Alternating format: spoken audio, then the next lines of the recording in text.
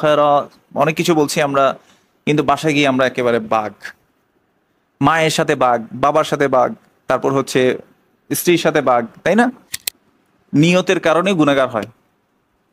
এটা আপনাদের এসডব্লিউ দিলাম, একটা হাদিসে আসছে দুনিয়া 4 ধরনের ব্যক্তির। বলছে দুনিয়াতে কয় ধরনের মানুষ আছে? 4 ধরনের। একজন পাগল আর আপনার মধ্যে পার্থক্য দেখেন, বেশি কিছু পার্থক্য আছে? নাই, শুধু একটা জায়গায় পার্থক্য। আপনার হার্ট একটা, ওরও একটা হার্ট। আপনার 2টা কিডনি, ওরও 2টা কিডনি। আপনার যেভাবে ব্লাড সার্কুলেশন হচ্ছে, ওরও ব্লাড সার্কুলেশন একইভাবে হচ্ছে, কিন্তু পার্থক্যটা কোথায়? আন্ডারস্ট্যান্ডিং, আকলের ক্ষেত্রে। ওর ওর আন্ডারস্ট্যান্ডিং আল্লাহ দেয় নাই ওকে। কোনো আমলের ব্যাপারে প্রতিদান বলতে গিয়ে কোরআনের মধ্যে এইভাবে উল্লেখ করে নাই যে আল্লাহ সুবহানাহু ওয়া তাআলা মানে হিসেব ছাড়া কি দিবেন, প্রতিদান দিবেন। একটা আমল যেখানে বলেছেন যে কোনো কাউন্টিং ছাড়া, হিসেব ছাড়া আল্লাহ সুবহানাহু ওয়া তাআলা বেহিসেব প্রতিদান দিবেন, সেটা কি? আসসালামু আলাইকুম ওয়া রাহমাতুল্লাহি ওয়া বারাকাতুহু। বিসমিল্লাহ আলহামদুলিল্লাহ ওয়া সলাতু ওয়াসসালামু আলা রাসূলিল্লাহ ওয়া আলা আলিহি ওয়া সাহবিহি ওয়া মান ইসতান্না বিসুন্নতিহি ইলা ইয়াউমিদ্দিন। আল্লাহুম্মা আল্লিমনা মা ইয়ানফাউনা ওয়ানফা'না বিমা 'আল্লামতানা ওয়া জিদনা ইলমান ওয়া ফিকহান ফিদ-দ্বীন। আমিন ইয়া রাব্বাল আলামিন। আজকের যে বিষয়বস্তুটা নিয়ে আসলে আমরা আলোচনা করার ইচ্ছা পোষণ করেছি সেটা হচ্ছে দৈনন্দিন আদব ও শিষ্টাচার। আমাদের যদি পুরো দিনটা আমরা দেখি, তাহলে এই পুরো দিনটা আসলে আখলাকের বিষয়টা খুব বেশি গুরুত্ব দেওয়া হয়েছে। বিশেষ করে আদব, শিষ্টাচার, এমনকি আমরা কিভাবে কথা বলবো, কিভাবে অন্যের সাথে মুআমালাত, লেনদেনগুলো কিভাবে হবে, সেই সবগুলো বিষয় সম্পর্কে আসলে আমাদেরকে আল্লাহ রাসূল সাল্লাল্লাহু আলাইহি ওয়াসাল্লাম শিক্ষা দিয়ে গেছেন। আমরা যখন কোনো কিছুর ফজিলত সম্পর্কে জানতে পাই, মানে যেটা আসলে আমরা কেন এটা করব, একটা যদি প্রতিদান আল্লাহ সুবহানাহু ওয়া তাআলা উল্লেখ করে থাকেন বা রাসূল সাল্লাল্লাহু আলাইহি ওয়াসাল্লাম উল্লেখ করে থাকেন, সেই ক্ষেত্রে আমরা বেশি আরো উৎসাহ বোধ করি ওই জিনিসটা অর্জন করার জন্য।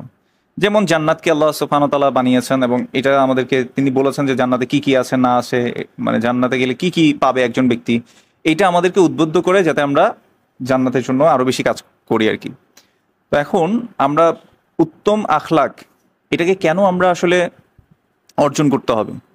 সর্বপ্রথম কথা হচ্ছে আখলাক এই জিনিসটা হচ্ছে আমি আমার আচার আচরণ কেমন, এটা হচ্ছে আমি বাহ্যিকভাবে আমার কথাবার্তা, আমার আচার আচরণ অন্যের সাথে কেমন, এটাই হচ্ছে আসলে আখলাক। আখলাক দুইভাবে হয়, বা আমার শিষ্টাচার আমি দুইভাবে রাখতে পারি। একটা হচ্ছে আদাব অথবা আখলাক মা আল্লাহ, আল্লাহর সাথে আমার ইয়াটা কেমন হবে, আখলাক কেমন হবে, আল্লাহর সামনে আমার আখলাক কেমন হবে। আর হচ্ছে আখলাক বা আদাব মা আল খালক, মানুষের সাথে আমার আদবটা কেমন হবে, শিষ্টাচারটা কেমন হবে। তো আমরা দেখি যে দুনিয়ায় চলতে গেলে এই জিনিসটা আমাদেরকে আসলে নিশ্চিত করতে হবে যে আমরা আসলে সত্যিকার অর্থে আমাদের সুন্দর আখলাক আমরা করতে পারছি কিনা। যেটা বলছিলাম, একটা গুরুত্ব আমি আপনাদেরকে বলতে চাই যে কেন আসলে আমরা সুন্দর আখলাক করতে চাই। একটা প্রশ্ন করি তার আগে, কে কে রাসূলুল্লাহ সাল্লাল্লাহু আলাইহি ওয়াসাল্লামের সাথে একসাথে কিয়ামতের দিন একসাথে থাকতে চান? সবাই ইনশাআল্লাহ, আল্লাহ আমাদের সবাইকে কবুল করুন।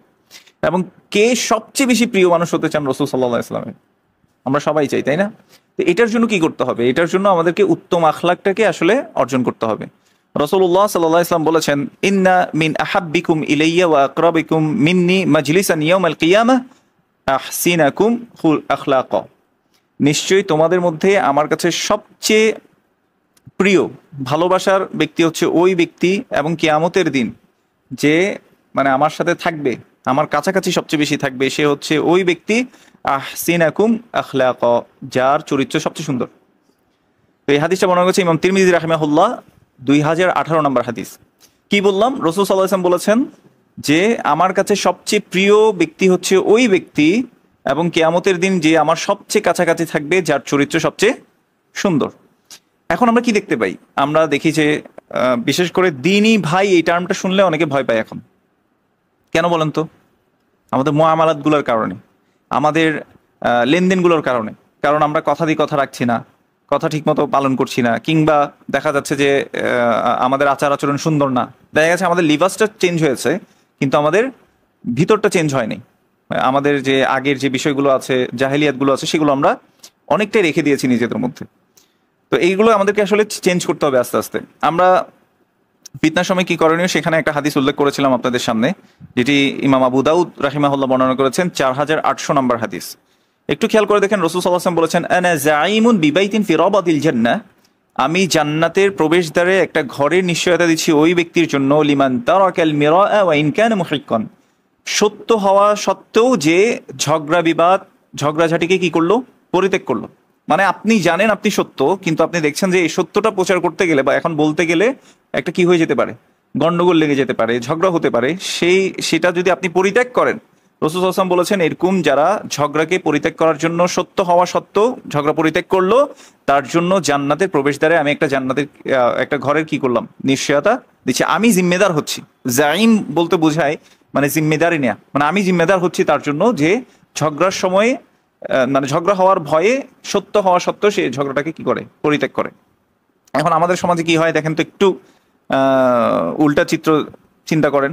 আমরা সত্যটা বুঝে সত্যটা বলতেই হবে আমাদেরকে, এরকম করে আমরা কি করি, আরো মানে মানুষকে আরো খেপিয়ে দিই। তো এটা করা যাবে না। আচ্ছা, ওয়াবি বাইথিন ফি ওয়াসাতিল জান্নাহ, এবং জান্নাতের মধ্যবর্তী স্থানে আমি একটি ঘরের নিশ্চয়তা দিচ্ছি ওই ব্যক্তির জন্য, লিমান তারাকাল কাযিবা ওয়া ইন কানা মাযিহান, হাসার ছলে হলেও যে মিথ্যাকে পরিত্যাগ করলো তার জন্য আমি জান্নাতের মধ্যবর্তী স্থানে একটি ঘরের নিশ্চয়তা দিচ্ছি। আর ওয়াবি বাইতিন ফি আ'লাল জান্নাহ, আর আমি জান্নাতের সর্বোচ্চ স্তরে একটা ঘরের নিশ্চয়তা দিচ্ছি ওই ব্যক্তির জন্য, লিমান হাসুনা খুলুকুহু, যে তার চরিত্রকে সবচেয়ে উত্তম করেছে। তাহলে জান্নাতের সর্বোচ্চ স্তর মানে সর্বোচ্চ স্তরে আমি যদি একটা ঘর চাই, আমাকে কি করতে হবে, আমার চরিত্রটাকে সুন্দর করতে হবে। এই চরিত্রের মধ্যে অনেকগুলো আসে। আমি বললাম যে মানুষের সাথে আমার ব্যবহারটা কেমন, এটাই আমার চরিত্র আসলে। যেমন আপনাকে এক বাক্যে যদি কেউ জিজ্ঞেস করে ওই ভাইটা কেমন, আপনি ভালো বা খারাপ এই দুইটার মধ্যে যদি থাকেন, তখন হয়তো কিছু বলতে পারে না, আছে ভালো কিন্তু ওর এটা এটা আছে, এটা বলবে। আবার আবার বলবে যে না না, এ তো এমনি লেবাসধারী কিন্তু খুবই খারাপ মানুষ, এরকমও কিন্তু আসে, তাই না? তো যাই হোক, আমরা যাতে এরকম না হই, আমরা যাতে আমাদের প্রতিনিয়ত আমাদের যে দোষগুলো আছে এগুলো যাতে আমরা কন্টিনিউ পরিশুদ্ধ করার চেষ্টা করি ইনশাআল্লাহ। আল্লাহ আমাদেরকে তৌফিক দান করুন, আমিন। দ্বিতীয় ফজিলত, আমরা জানি আল্লাহ সুবহানাহু ওয়া তাআলা বলেছেন যে ব্যক্তি আমল করবে, ফামান ইয়ামাল মিসকালা যাররাতিন খায়রান ইয়ারাহ, একটা ছোট মানে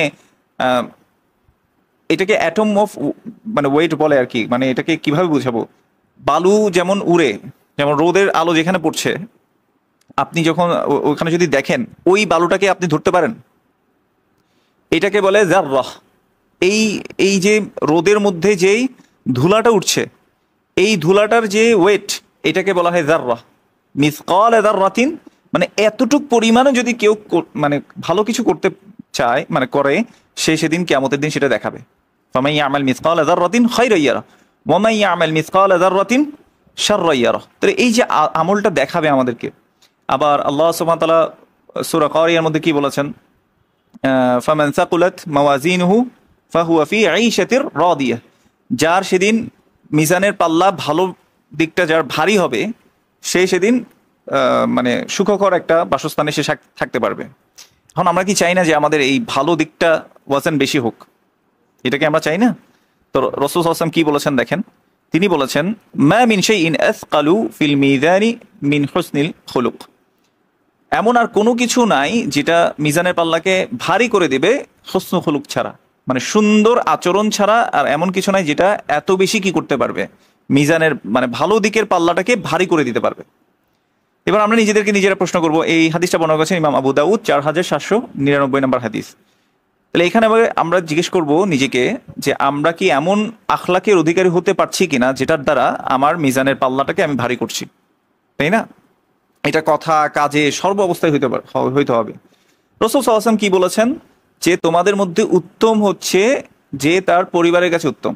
কিন্তু আমাদের অধিকাংশ মানুষ কি, বাইরে দেখা যায় সালামু আলাইকুম জাযাকাল্লাহু খায়রা অনেক কিছু বলছি আমরা, কিন্তু বাসায় গিয়ে আমরা একেবারে বাঘ, মায়ের সাথে বাঘ, বাবার সাথে বাঘ, তারপর হচ্ছে স্ত্রীর সাথে বাঘ, তাই না?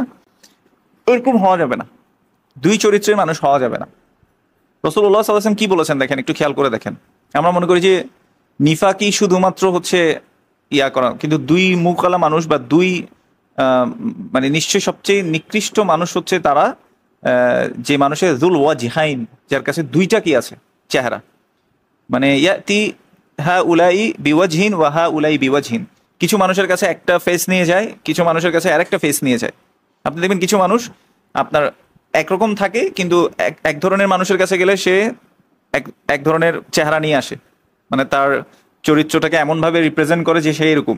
আবার কিছু মানুষের কাছে যখন যায় সে আবার অন্যরকম হয়ে যায়। তো এরকম দুই চরিত্রের মানুষকে মানে আল্লাহ রাসূল সাল্লাল্লাহু আলাইহি ওয়াসাল্লাম নিকৃষ্ট মানুষ বলেছেন, এবং বলেছেন যে এরা হচ্ছে মুনাফিকের একটা ইয়া। এই জন্য আমরা চেষ্টা করব আমাদের বাহিরে ভিতরে যা আছে সেটা যাতে সেম হয়, সবার সাথে যাতে আমরা ভালো আচরণ করি।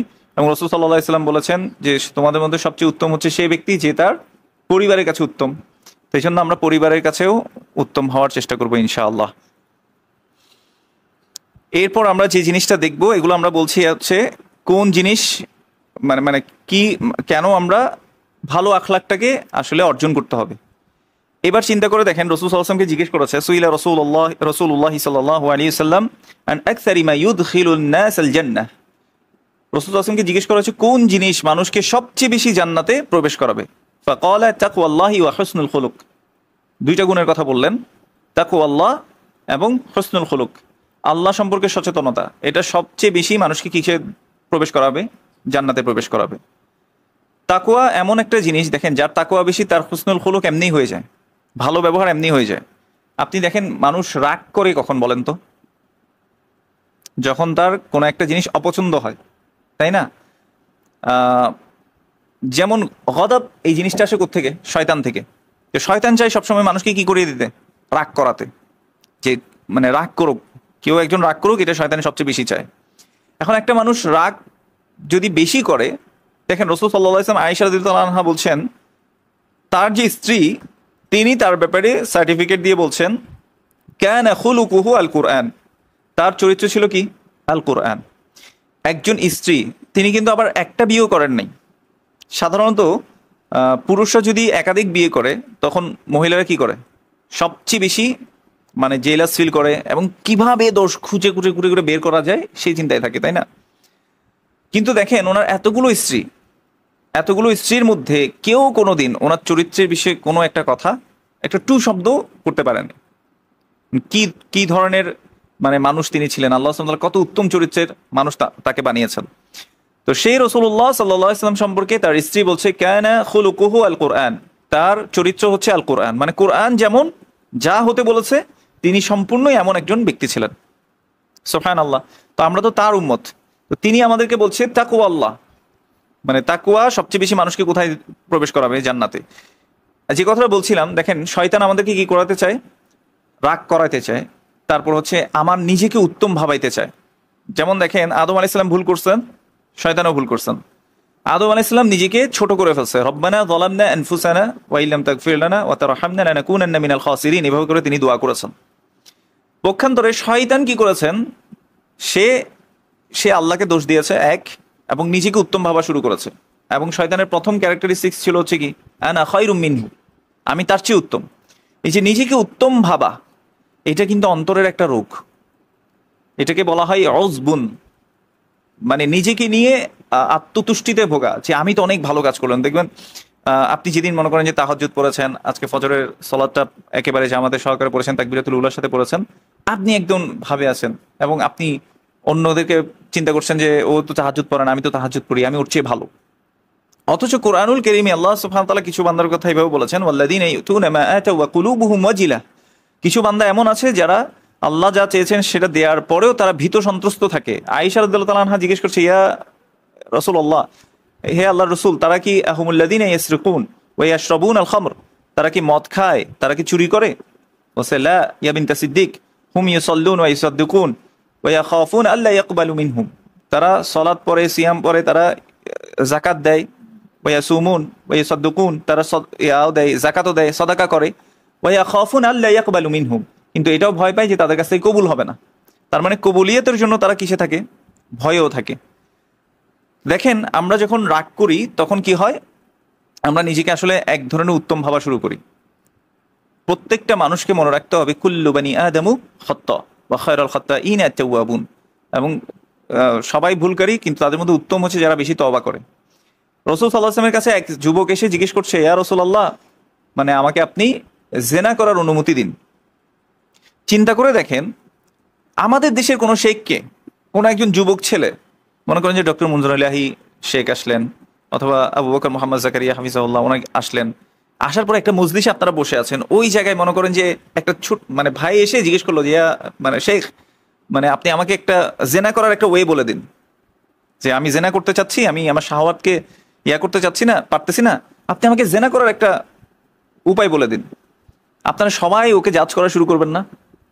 বলছে এইটা তো শেষ, মানে এর কত বড় খারাপের খারাপ, এই সেই মানে এখন শেখের কাছে এটা বলতেছে। কিন্তু আমাদের শেখদের চেয়ে উত্তম মানুষ রাসূলুল্লাহ সাল্লাল্লাহু আলাইহি ইসলামের কাছে এরকম মজলিসে এসে একজন ব্যক্তি কি করলেন? জেনা করার জন্য অনুমতি চাইলেন। কিন্তু রাসূলুল্লাহ সাল্লাল্লাহু আলাইহি ইসলাম তাকে কি আসলে জাজ করেছেন আগে? না, তার বিষয়টা আগে বোঝার চেষ্টা করেছেন। তিনি উম্মতের যে প্রবলেমগুলো ছিল এম্পাথাইজ করতেন, এটাকে নিজে অনুভব করতেন। তো ওকে ওর মতো করে বুঝিয়েছে, তুমি কি তোমার বোনের জন্য এটা পছন্দ করবে, খালার জন্য পছন্দ করবে, ফুফুর জন্য পছন্দ করবে, অনেক উদাহরণ দিয়ে তাকে। কিন্তু ওমর ওদিক থেকে কি করতেছেন বলেন তো, যে রাসূলুল্লাহ দেন, ওর এখনই মাথা ফেলে দিই, দেন। এত রাগান্বিত হয়ে যাচ্ছেন যে এত বড় সাহস, এত বড় প্রশ্ন করে, এত খারাপ প্রশ্ন করে। তো যাই হোক, তো এখান থেকে আমরা কি শিখতে পেলাম রাসূল সাল্লাল্লাহু আলাইহি ওয়াসাল্লামের এই ঘটনা থেকে? যে কোনো ব্যক্তি যদি কোনো কিছু বলে, আমরা সাথে সাথে যাতে জাজ না করি। হ্যাঁ, আমরা যাতে তার বিষয়টা তার মতো করে যাতে আমরা বুঝিয়ে দিতে পারি। হ্যাঁ, আমরা তো সবাই এখন দাওয়ার কাজও করতে চাই, পরিবারের মধ্যেও দাওয়ার কাজ করতে চাই, আবার বাইরেও করতে চাই। কিন্তু আমাদের আফসোস হচ্ছে আমরা সবাইকে আমাদের মতোই মানে বানিয়ে ফেলতে চাই। এটাতে ঝামেলা। আচ্ছা, এটাতে ঝামেলা কেন বলছি? আমাদের মতো বানাতে চাওয়াটা খারাপ বলছি না, কিন্তু মনে করেন একটা মানুষ, সে একটা পরিবেশ থেকে আসছে, তো তাকে আস্তে আস্তে সুযোগ দিতে হয়, তাকে আস্তে আস্তে বুঝাতে হয়। আমরা আমাদের অতীত ভুলে যাই, আমরা কেমন ছিলাম একটা সময়।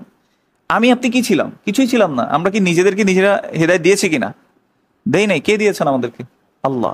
এটা যে ভালো, এটা যে খারাপ, এটা করলে আল্লাহ খুশি হন, এটা করলে আল্লাহ রাগ করেন, এই বুঝটা, এই আন্ডারস্ট্যান্ডিংটা, এটা কে দিয়েছেন? আল্লাহ। তো এইটার গ্র্যাটিটিউড যদি কারোর মধ্যে থাকে, সে তখন গুনাহ কেউ করছে, এখন একে একেবারেই বয়কট করতে হবে, একে একদম শেষ করে ফেলতে হবে, এরকম করে কিন্তু চিন্তা করতো না সাহাবারা।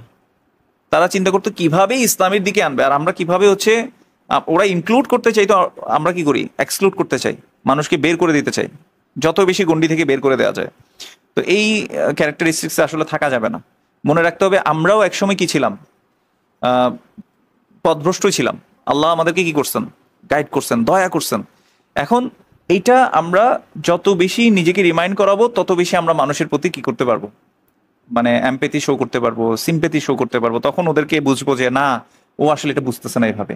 এই যে আল্লাহ যে বললেন, ওয়াজআলা লাকুমুস সামআ ওয়াল আবসারা ওয়াল আফইদা, আমি তোমাদেরকে দিয়েছি শ্রবণ শক্তি, আমি তোমাদেরকে দিয়েছি দৃষ্টি শক্তি এবং অন্তঃকরণ শক্তি, আন্ডারস্ট্যান্ডিং এবিলিটি। আমরা যে মনে করি যে এটা আমরা বুঝতে পারছি, এই বুঝতে পারার সক্ষমতা কে দিয়েছেন আসলে? আল্লাহ। লাইন শাকারতুম লাযিদান্নাকুম, যদি তোমরা শুকরিয়া আদায় করো, আমি তোমাদের নিয়ামতকে বাড়িয়ে দেব, বা এটাকে বাড়িয়ে দেব। এখন আমরা যদি গ্র্যাটিটিউড, একজন পাগল আর আপনার মধ্যে পার্থক্য দেখেন, বেশি কিছু পার্থক্য আছে? নাই, শুধু একটা জায়গায় পার্থক্য। আপনার হার্ট একটা, ওরও একটা হার্ট। আপনার দুইটা কিডনি, ওরও দুইটা কিডনি।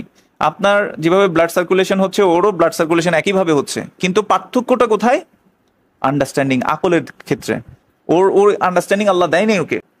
তাহলে আপনাকেও বুঝতে হবে, যে মানুষটাকে আমি দাওয়া দিচ্ছি বা যে মানুষটাকে আমি ইসলামের কথা বুঝাতে যাচ্ছি, সে এখনো ওই আন্ডারস্ট্যান্ডিং এ আসে নাই। তাহলে আমাকেও কি করতে হবে? ওর জন্য দোয়া করতে হবে, যেভাবে রাসূল সাল্লাল্লাহু আলাইহি ওয়াসাল্লাম করেছেন।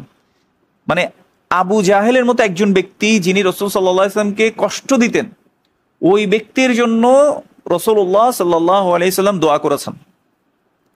বিভিন্ন গোত্রের জন্য তিনি দোয়া করেছেন, বিভিন্ন ব্যক্তির জন্য তিনি দোয়া করেছেন। তাহলে আমাদের প্রথম কাজ কি হবে দাওয়ার ক্ষেত্রে? আসলে তাহলে দোয়া করা। যেটা বলছি তাকওয়া আল্লাহ, তাহলে যার তাকওয়া বেশি, যে আল্লাহ কি ভাববেন, আল্লাহ আমাকে কি মনে করছেন এই মুহূর্তে, আমি এই কাজটা করলে আল্লাহ খুশি হবেন কিনা, এই কথাটা বললে আল্লাহ খুশি হবেন কিনা, নাকি আল্লাহ রাগ করবেন, এই বোধ যার আছে, তার রাগও কম থাকবে। তার রাগ কি হবে? কমে যাবে, আসলে অটোমেটিক কমে যাবে। অনেকে বলে না যে ভাই রাগ কন্ট্রোল করতে পারি না। তো আব্দুল্লাহ জাহাঙ্গীর স্যারের একটা খুব সুন্দর উদাহরণ মনে পড়ে। ও যে মনে করেন যে আপনি আর আপনার স্ত্রী খুব ঝগড়া করছেন, ওই মুহূর্তে কলিং বেল বাজলো এবং আপনি গিয়ে দেখলেন যে আপনার অফিসের বস, যে বলেন তো আপনার রাগ কি আর ওই আগের মতো থাকবে? কমে যাবে না? অথবা মনে করেন যে সম্মানিত একজন ব্যক্তি, আপনি ঝগড়া করছেন, ওই মুহূর্তে শেখদের কেউ একজন আসছে, এইভাবে এসে দাঁড়িয়েছে, আপনি দেখলেন যে পাশে ডক্টর আবু বকর জাকারিয়া হাফিজাহুল্লাহ অথবা মঞ্জুর ইলাহি অথবা হচ্ছে সাইফুল্লাহ স্যার, যে কোনো একজন এসে দাঁড়িয়েছে, আপনি কি আগের মতো চিল্লাবেন? ওই রাগটা থাকবে আপনার? তাহলে দুনিয়াবি ক্ষেত্রে যাদেরকে আমরা সম্মান করি তাদের সামনে যদি আমার এই অবস্থা হয়, তাহলে যিনি হচ্ছেন মালিকুল মুলক, যিনি সর্বশ্রোতা, সামিউন আলিম, যিনি সবকিছু জানেন, যিনি বাসির, ইন্নাল্লাহ সামিউন বাসির, যিনি দেখছেন, যিনি শুনছেন সর্ব অবস্থায়, বলেন তো সে তাহলে এত বেশি দাম্ভিকতা প্রদর্শন করতে পারবে কিনা? আমি কি বুঝাতে পারতেছি? যদিও এটা, আমিও এটা থেকে মুক্ত না। এই যে আমি আমি আপনাকে এত বড় বড় কথা বলছি, আল্লাহ আমাকে ক্ষমা করুক, আমিও কি না এটা থেকে মুক্ত না। কিন্তু আমাদেরকে চেষ্টা করে যেতে হবে কন্টিনিউয়াসলি যে আমরা কিভাবে মানে আল্লাহ সুবহানাহু ওয়া তাআলার প্রিয় বান্দা হতে পারি, রাগটাকে যত বেশি কন্ট্রোল করা যায়। না, আচ্ছা, এবার আমরা একটা জিনিস দেখি, মানে যে কথা বলছিলাম, সবচেয়ে বেশি জান্নাতে প্রবেশ করবে তাকওয়া আল্লাহ। দ্বিতীয়টা কি বললো? হুসনুল খুলুক। তাহলে যার তাকওয়া বেশি, এখান থেকে আমি এটাই বুঝাতে চাইলাম যে তাকওয়া বেশি হবে তার হুসনুল খুলুক অটোমেটিক কি হবে? চলে আসবে। মানে এটা হচ্ছে একটা একটাকে কি করে? ফেসিলিটেট করে। বুঝাতে পেরেছি? এবং সবচেয়ে বেশি ওয়াসুইলা আন আকসারি মা ইউদখিলুন নাস আন-নার, এবং মানুষকে সবচেয়ে বেশি জাহান্নামে প্রবেশ করাবে কোন জিনিস? তখন রাসূল সাল্লাল্লাহু আলাইহি ওয়াসাল্লাম দুটো অঙ্গের কথা বলেছেন, আল ফাম ওয়াল ফারাজ, মুখ এবং লজ্জাস্থান। এই দুইটা জিনিস মানুষকে সবচেয়ে বেশি কিসে পাঠাবে? জাহান্নামে পাঠিয়ে দিবে। আল্লাহ আমাদের সবাইকে হেফাজত করুন, আমিন। এই জন্য মুখ এবং আমাদের লজ্জাস্থান, এই দুটাকে আমাদেরকে হেফাজত করতে হবে। রাসূলুল্লাহ সাল্লাল্লাহু আলাইহি ওয়াসাল্লাম বলেছেন, মান কানা ইউমিনু বিল্লাহি ওয়াল ইয়াউমিল আখির, যে ব্যক্তি আল্লাহ এবং আখিরাতে বিশ্বাস করে সে যেন ফালিয়াকুল খায়রান আও লিয়াসমুত, সে যেন ভালো কথা বলে নয়তো চুপ থাকে। এই দুইটা বাইরের আসলে অপশন নাই। আপনার মনে করেন যে কারো একজনের বিরুদ্ধে আপনার কমেন্ট করতে হচ্ছে, তখন আপনি চিন্তা করবেন যে এইটাতে আল্লাহ খুশি হবেন কিনা। যদি না হয়, এটা বলার দরকারই নেই। আমরা অধিকাংশ ক্ষেত্রে অন্যের জন্য নিজের আখিরাত হারাই, অধিকাংশ ক্ষেত্রে। যেমন মানুষ গীবত করে কার বলেন তো? যাকে অপছন্দ করে। যে মানুষটার একটা জিনিস দেখে মনে করেন যে পছন্দ হয়নি, ওইটা দেখে মানুষ গীবত করে। কিন্তু আফসোসের বিষয় হচ্ছে ওই যার বিষয়ে সে কি করতেছে? গীবত করতেছে, তার আমল নামার মানে এই যে এত কষ্ট করে মানে দার্সে আসা, সলাৎ পড়া, সিয়াম করা, এত কষ্টের আমল করা, সেগুলো সবগুলো নিয়ে যাবে কে? ওই যে ব্যক্তিকে পছন্দ করে না সে ব্যক্তি, ওই নিয়ে চলে যাবে। মনে রাখবেন, এই দুনিয়ার জীবন পরীক্ষা। বিভিন্ন মানুষকে দিয়ে, ভালো মন্দ উভয় মানুষের সাথে আমাদের এখানে মিলিত হব আমরা। এদের মাধ্যমেই মানে এদের সাথে একসাথে গিয়ে আমাদের এই দুনিয়ার জীবনটা যাবে। কিয়ামতের দিন আমাদেরকে জিজ্ঞেস করা হবে না কি হয়েছিল, এটা জিজ্ঞেস করা হবে না, কারণ কি হয়েছিল এটা আল্লাহ ভালো করে জানেন। আমাদেরকে জিজ্ঞেস করা হবে মাযা আমিলা ফীমা আলিমা, তুমি যে জ্ঞান অর্জন করেছিলে, যে জ্ঞান তোমার কাছে পৌঁছেছিল, সেটাতে তুমি কি আমল করেছিলে। তা আল্লাহ তো জানিয়ে দিয়েছেন ওয়ানাবলুকুম বিশ-শাররি, আগে কিন্তু শার বলেছে, খারাপ দিয়ে আল্লাহ পরীক্ষা করবেন বলেছেন। ওয়ানাবলুকুম বিশ-শাররি ওয়াল খায়রি ফিতনা, আল্লাহ সুবহানাহু ওয়া তাআলা বলেছেন আমি তোমাদেরকে খারাপ এবং ভালো উভয় দ্বারা কি করব? পরীক্ষা করব। তাহলে আল্লাহ খারাপ দিয়ে পরীক্ষা করবেন, কিছু মানুষ খারাপ আসবেই, যাদের ইয়াটা ভালো না তারা আসবেই। আচ্ছা, এবার আমরা আরেকটা জিনিস দেখব যে লুকমান আলাইহিস সালাম তার ছেলেকে কিছু উপদেশ দিয়েছিলেন। আপনারা এই সূরা লুকমান সম্পর্কে সবাই জানেন। আল্লাহ সুবহানাহু ওয়া তাআলা এই কথাগুলো উল্লেখ করে দিয়েছেন কোরআনুল কারীমে। তিনি সূরা লুকমানে বলছেন, ইয়া বুনাই, লুকমান আলাইহিস সালাম তার ছেলেকে বলছে, ইন্নাহা ইন তাকু মিসকালা হাব্বাতিন মিন খারদালিন ফাতাকুন ফি সখরাতিন আও ফিস সামাওয়াতি আও ফিল আরদি ইয়াতি বিহা আল্লাহ। বলছে, হে আমার আদরের সন্তান, মনে রাখবা তুমি যদি কোনো ছোট থেকে ছোট মিসকালা হাব্বাতিন মিন খারদালিন, যদি ছোট থেকে ছোট বীজও হয়, আর সেটাকে যদি তুমি একদম ফাতাকুন ফি সখরাতিন, তুমি যদি একটা ডেজার্ট মানে একটা মরুভূমির মধ্যে এটাকে তুমি লুকায় রাখতে চাও, ফিস সামাওয়াতি আও ফিল আরদ, হতে পারে সেটা তুমি আকাশ জমিন যেখানেই তুমি লুকাতে চাও না কেন, ইয়াতি বিহাল্লাহ, আল্লাহ এটাকে কি করবেন? সামনে নিয়ে আসবেন। মানে আল্লাহ আনবেনই এটা।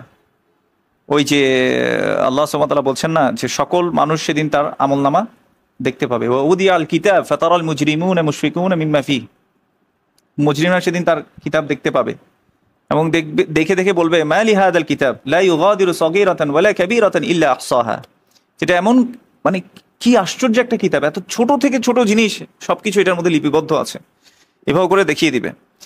এখন এই যে আল্লাহ সবকিছু নিয়ে আসবেন, ইন্নাল্লাহ লতীফুন খবির, আল্লাহ জানিয়ে দিচ্ছেন আল্লাহ সূক্ষ্ম বিষয়ে আল্লাহ কি রাখেন, খবর রাখেন। সূক্ষ্মভাবে আল্লাহ সুবহানাহু ওয়া তাআলা সকল বিষয়ের খবর রাখেন। এমনকি ইন্নাহু আলিমুম বিযাতিস সুদূর, অন্তরের মধ্যে আমরা যা লুকিয়ে রাখি সেটাও জানেন কে? আল্লাহ। এই যে আমাদের নিয়াতের মাধ্যমে কি হয়, সওয়াব পাই, তাই না? আচ্ছা বলেন তো, নিয়তের কারণে গুনাহ হয় কিনা? কে কে জানেন এটা? আমরা অনেক সময় জানি না, মনে কিছু খারাপ কিছু চলে আসলে যতক্ষণ করতেছি না ততক্ষণ গুনাহ নাই, এটা সত্য। কিন্তু নিয়তের কারণে গুনাহগার হয়। এটা আপনাদের এসডব্লিউ দিলাম, একটা হাদিসে আসছে দুনিয়া 4 ধরনের ব্যক্তির। বলছে দুনিয়াতে কয় ধরনের মানুষ আছে? 4 ধরনের। আল্লাহ রাসূল সাল্লাল্লাহু আলাইহি ওয়াসাল্লাম বলছেন প্রথমটা কি? আচ্ছা বলে দেই। প্রথমটা হচ্ছে আল্লাহ যাকে ইলম দিয়েছেন এবং সম্পদও দিয়েছেন, জ্ঞানও দিয়েছেন এবং সম্পদও দিয়েছেন, সে এটা দিয়ে আল্লাহ যেগুলোতে খুশি হয় সেখানে ব্যয় করে এবং সেই অনুযায়ী আমল করে। দ্বিতীয় ব্যক্তি, যাকে আল্লাহ সুবহানাহু ওয়া তাআলা সম্পদ দেননি কিন্তু তাকে আল্লাহ সুবহানাহু ওয়া তাআলা কি দিয়েছেন? জ্ঞান দিয়েছেন। সে মনে মনে আশা করে আমার যদি অমুকের মতো সম্পদ থাকতো তাহলে আমি সেই সম্পদ দিয়ে দান করতাম, আল্লাহর জন্য খরচ করতাম। তাহলে রাসূল সাল্লাল্লাহু আলাইহি ওয়াসাল্লাম বলেছেন তারা তার নিয়তের কারণে দুজনই একই পর্যায়ের। তাহলে নিয়তের কারণে কি হচ্ছে? তার র্যাঙ্ক হাই হচ্ছে। 3 নম্বর ব্যক্তি, যাকে আল্লাহ সুবহানাহু ওয়া তাআলা সম্পদ দিয়েছেন কিন্তু কোনো জ্ঞান দেন নাই, সে তার আত্মীয়তার হক আদায় করে না, আল্লাহর রাস্তায় খরচ করে না, আল্লাহর সেখানে সন্তুষ্ট হবেন সেখানেও খরচ করে না, এবং সে সকল খারাপ কাজগুলো করে। তাহলে সে হচ্ছে নিকৃষ্ট ব্যক্তি। এবং চতুর্থ ব্যক্তি, যাকে আল্লাহ সুবহানাহু ওয়া তাআলা সম্পদও দেন নাই, জ্ঞানও দেন নাই, সে আশা করে এই যে ব্যক্তিটা যে টাকা পেয়ে খারাপ কাজ করতেছে, পার্টি করতেছে, অনেক খারাপ কাজ যত কিছু আছে সবকিছু করতেছে, 4 নম্বর ব্যক্তি চিন্তা করলো যে আমার যদি সম্পদ থাকতো অমুক ব্যক্তির মতো তাহলে আমি ওর মতো একটু পার্টি করতাম, ওর মতো একটু ঘুরে ফিরতাম। তো রাসূল সাল্লাল্লাহু আলাইহি ওয়াসাল্লাম বলছে এই হচ্ছে সবচেয়ে নিকৃষ্ট ব্যক্তি। বুঝতে পারছেন? তাইলে নিয়তের কারণেই কি হয়, এখানে বোঝা যাচ্ছে গুনাহগার হয় আসলে মানুষ। আল্লাহ আমাদেরকে বোঝার তৌফিক দান করুন। তো লুকমান আলাইহিস সালাম তার ছেলেকে বলছে তুমি যাই করো না কেন, এটা যদি তুমি লুকিয়েও রাখো আল্লাহ এটাকে সামনে নিয়ে আসবেন, কারণ আল্লাহ সুবহানাহু ওয়া তাআলা সূক্ষ্ম খবর রাখেন। এরপর তিনি আরো কিছু উপদেশ দিলেন, ইয়া বুনাই আকিমিস সালাতা ওয়া'মুর বিল মা'রুফি ওয়ানহা আনিল মুনকার ওয়াসবির আলা মা আসাবাক। তুমি সালাত কায়েম করো এবং ওয়াকিমিস সালাতা ওয়া'মুর বিল মা'রুফ, এবং তুমি সৎ কাজের আদেশ দাও, ওয়ানহা আনিল মুনকার, অসৎ কাজ থেকে মানুষকে বিরত রাখো, নিষেধ করো, এবং ওয়াসবির আলা মা আসাবাক, তোমার কাছে যাই আসুক না কেন তুমি সেটাতে সবর করো।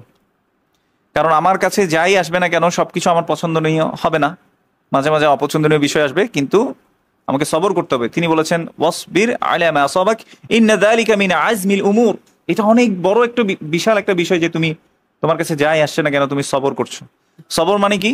সংক্ষিপ্ত ভাষায় আমরা যদি বলি সেটা হচ্ছে আল্লাহ সুবহানাহু ওয়া তাআলার নির্ধারণকে সন্তুষ্ট চিত্তে মেনে নেয়া। আল্লাহ আমাকে যেই সিচুয়েশনে রেখেছেন সেটাকে সন্তুষ্ট চিত্ত হয়ে আল্লাহর প্রতি প্লিজ থেকে সেটাকে কি করে নেয়া, মেনে নেয়া, এটাই হচ্ছে সবর। এবং আজকে জুমার সময় বলছিলাম যে কোনো আমলের ব্যাপারে প্রতিদান বলতে গিয়ে কোরআনের মধ্যে এইভাবে উল্লেখ করে নাই যে আল্লাহ সুবহানাহু ওয়া তাআলা মানে হিসেব ছাড়া কি দিবেন, প্রতিদান দিবেন। একটা আমল যেখানে বলেছেন যে কোনো কাউন্টিং ছাড়া, হিসেব ছাড়া আল্লাহ সুবহানাহু ওয়া তাআলা বেহিসেব প্রতিদান দিবেন, সেটা কি? সবর। ইন্নামা ইউওয়াফাস সাবিরুনা আজরাহুম বিগাইরি হিসাব। আল্লাহ সুবহানাহু ওয়া তাআলা কোনো হিসেব ছাড়া সবরকারীদেরকে কি দিবেন? প্রতিদান দিতে থাকবেন। আল্লাহ আমাদেরকে তাদের অন্তর্ভুক্ত করুন, আমিন। এরপর তিনি কি বলেছেন দেখেন, একটা ভালো মানুষ হওয়ার জন্য যেই গুণগুলো দরকার তিনি বলে ফেলেছেন, সালাত কায়েম করা, ভালো কাজের আদেশ দেওয়া, অসৎ কাজ থেকে নিষেধ করা, এবং তিনি তারপরে বলেছেন ওয়ালা তুসাইর খাদ্দাকা লিন্নাস, তুমি দম্ভ ভরে মানে চলবে না, ওয়ালা তামশি ফিল আরদি মারাহা, মানুষকে তোমার যেটা খারাপ ব্যবহার আছে সেটা দেখাবে না, এবং তুমি দম্ভ ভরে পৃথিবীতে চলবে না। এটা একজন বাবা তার সন্তানকে বলছেন। তার মানে এটা কি আল্লাহ যে আমাদেরকে বললেন তার মানে কি এটা আমাদেরকেও কি করতে হবে, অর্জন করতে হবে। আমরা দাম্ভিকতার সাথে পৃথিবীতে মানুষের সামনে আমার দাম্ভিকতা প্রদর্শন করব না, মানুষকে ছোট করব না, করব না, এবং হচ্ছে দম্ভ ভরে আমরা পৃথিবীতে চলবো না। ইন্নাল্লাহা লা ইউহিব্বু কুল্লা মুখতালিন ফখুর, আল্লাহ সুবহানাহু ওয়া তাআলা অহংকারী প্রত্যেক অহংকারী ব্যক্তিকে আল্লাহ কি করেন? ভালোবাসেন না। আল্লাহ ভালোবাসেন না এদেরকে। আচ্ছা, আপনি দেখবেন যেসব মানুষ নিজেকে স্বয়ং সম্পূর্ণ মনে করে যে আমি তো আসলে অনেক ভালো কিছু করছি, আমি ভালো মানুষ, এবং আমরা অনেক সময় মনে করি যে এই যে শক্তিটা পাই আমরা, এটাও মনে হয় আমার নিজের কামাই, এটা মানে নিজেই পেয়েছি। এটা দেখবে অন্যকে হেয় করা, এটা কিন্তু অহংকারের লক্ষণ। একজন মানে অহংকারী ব্যক্তি কখনো একজন ভালো মানুষ হতে পারে না। তো অহংকার কি জিনিস আসলে? অহংকার আর হসনুল খুলুক দুটো সম্পূর্ণ বিপরীত জিনিস। যার অহংকার আছে সে আসলে ভালো মানুষ না, ভালো মানুষ হইতে পারবে না আসলে সে। তো অহংকার কি জিনিস? রাসূল সাল্লাল্লাহু আলাইহি ওয়াসাল্লাম বলেছেন, সাফাহুল হক ওয়া গামতুন নাস, সত্য থেকে বিমুখ থাকা, মানুষকে হেয় মনে করা। এই যে মানুষকে আমরা হেয় করি, এইটার মাধ্যমে আমরা কি করছি? অহংকার করছি। আর অহংকার যদি থাকে কারো, সে কখনো কোথায় প্রবেশ করবে না? জান্নাতে প্রবেশ করবে না। যে কথা বলছেন তিনি বলছেন যে ইন্নাল্লাহা লা ইউহিব্বু কুল্লা মুখতালিন ফাখুর, নিশ্চয়ই আল্লাহ সুবহানাহু ওয়া তাআলা অহংকারী দাম্ভিক কোনো ব্যক্তিকে পছন্দ করেন না। এই জন্য এই জিনিসগুলো থেকে আমাদেরকে আসলে দূরে থাকতে হবে। আচ্ছা, আরেকটা ফজিলত আমরা জানি যে একজন উত্তম চরিত্রের মানুষ, সে সারা রাত সালাত পড়লে, মানে কায়েমকারী ব্যক্তি যদি হয় এবং সারা বছর সিয়াম করলে আল্লাহর কাছে যে মর্যাদা পাবে, সে মর্যাদাটা শুধুমাত্র একজন ভালো ব্যবহারকারী ওই মর্যাদাটা পাবে। রাসূল সাল্লাল্লাহু আলাইহি ওয়াসাল্লাম বলেছেন, ইন্নাল মুমিনা ইউদরিকু বিহুসনি খুলুকিহি দারাজাতি কাইমিল লাইলি ওয়া সাইমিন নাহার। রাসূল সাল্লাল্লাহু আলাইহি ওয়াসাল্লাম বলেছেন, যে ব্যক্তি, একজন মুমিন ব্যক্তি, সে উত্তম চরিত্রের দ্বারা রাতে দাঁড়িয়ে তাহাজ্জুদ পড়া ব্যক্তি যেমন মর্যাদা অধিকারী, সাইমকারী ব্যক্তি যেমন মর্যাদার অধিকারী, ঠিক তেমনি ভাবে একজন উত্তম চরিত্রের মানুষ সেই মর্যাদার অধিকারী হতে পারে। এই হাদিসটা বর্ণনা করেছেন ইমাম আবু দাউদ 4798 নম্বর হাদিসে। এই জন্য আমাদেরকে অবশ্যই এই হুসনুল খুলুক আমাদেরকে অর্জন করতে হবে, উত্তম চরিত্র অর্জন করতে হবে। আরেকটা হাদিস বলবো যেখানে রাসূল সাল্লাল্লাহু আলাইহি ওয়াসাল্লাম বলেছেন, আকমালুল মুমিনিনা ঈমানান আহসানুহুম খুলুকা, মুমিনদের মধ্যে সবচেয়ে পরিপূর্ণ ইমানদার হচ্ছে ওই ব্যক্তি যে ব্যক্তি আহসানুহুম খুলুকা, চরিত্রের দিক থেকে সবচেয়ে সুন্দর যার। ওয়া খিয়ারুকুম খিয়ারুকুম লিনিসাইহিম, আর তোমাদের মধ্যে উত্তম হচ্ছে যে তাদের স্ত্রীদের কাছে উত্তম। সুবহানাল্লাহ। এই জন্য আমরা চেষ্টা করব আমরা কিভাবে উত্তম চরিত্রের অধিকারী হতে পারি। এই হাদিসটা বর্ণনা করেছে ইমাম তিরমিজি রাহিমাহুল্লাহ 1162 নম্বর হাদিস। তো এখান থেকে বুঝতে পারলাম যে আমাদের যদি পরিপূর্ণ ইমানদার হতে চাই, তাও আমাদেরকে কি রাখতে হবে? উত্তম চরিত্র মানে অর্জন করতে হবে। উত্তম চরিত্র অর্জন করা ছাড়া আসলে কোনো কিছুই করা যাবে না। এখন উত্তম চরিত্র অর্জন করার জন্য সবার আগে আল্লাহ যা ফরজ করেছেন সেগুলোকে আগে কি করা? এগুলোর প্রতি সচেতন হওয়া, মানে আল্লাহর হক আগে আদায় করা। যে আল্লাহর হক আদায় করতে পারে না, সে কোনোদিন মানুষের হক আদায় করতে পারবে না। সুবহানাল্লাহ। তো আচ্ছা, তো আমরা এখান থেকে বুঝলাম আসলে কেন আমরা উত্তম চরিত্র রাখবো। এই জন্য রাসূল সাল্লাল্লাহু আলাইহি ওয়াসাল্লাম দোয়া করতেন, আল্লাহুম্মা ইন্নী আউযু বিকা মিন মুনকারাতিল আখলাক ওয়াল আমাল ওয়াল আহওয়া। এই দোয়াটা আপনারা শিখে রাখতে পারেন। আল্লাহুম্মা, হে আল্লাহ, ইন্নী আউযু বিকা, আমি আপনার কাছে আশ্রয় চাই, মিন মুনকারাতিল আখলাক, খারাপ চরিত্রে যে বিষয়গুলো আছে সেগুলো থেকে আমি আশ্রয় চাই, ওয়াল আমাল, যত খারাপ আমল আছে সেগুলো থেকে আমি আশ্রয় চাই, এবং হচ্ছে ওয়াল আহওয়া, এবং যেটা হচ্ছে প্রবৃত্তির তাড়না, খারাপ প্রবৃত্তির তাড়না, এটা থেকে আমি আপনার কাছে আশ্রয় চাই। আল্লাহ যা বললাম আগে আমাকে আমল করার তৌফিক দান করুন এবং আপনাদেরকে আমল করার তৌফিক দান করুন। হাদা ওয়া সাল্লাল্লাহু আলা নবিয়িনা মুহাম্মদ ওয়া আলা আলিহি ওয়া সাহবিহি আজমাইন। সুবহানাকাল্লাহুম্মা বিহামদিক, আশহাদু আল্লা ইলাহা ইল্লা আনতা, আস্তাগফিরুকা ওয়া আতুবু ইলাইক। আসসালামু আলাইকুম ওয়া রাহমাতুল্লাহি ওয়া বারাকাতুহু।